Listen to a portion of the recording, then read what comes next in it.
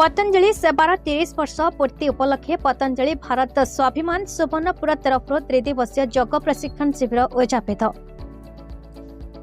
पतंजलि भारत स्वाभिमान सुवर्णपुर तरफ 3 दिवसीय योग प्रशिक्षण शिविर आयोजित हो जाए।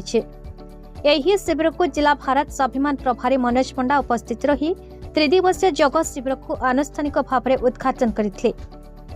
योग द्वारा हाथ गंठी पीड़ा कफ बातवायु तथा अन्य रोग को नियंत्रण समेत शिविर शेष दिन में एक विश्व शांति महायज्ञ कार्यक्रम रही।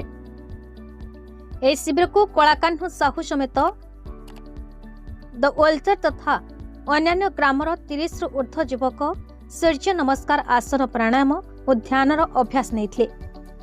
रोग नुहे संपूर्ण आरोग्य शरीर जीवन पाई जल नीति सूत्र नीति शंख प्रक्षालन तथा अन्य असाधारण योग अभ्यास को करा जायथिला। मेंढा संगठन संयोजक कलाकान्ह साहू निरंजन टाली सन्यासी जोशी तथा आगामी दिन में संगठन तरफ मागणा चक्षु परीक्षा शिविर और रक्तदान शिविर आयोजन कराजिबार कार्यक्रम रही।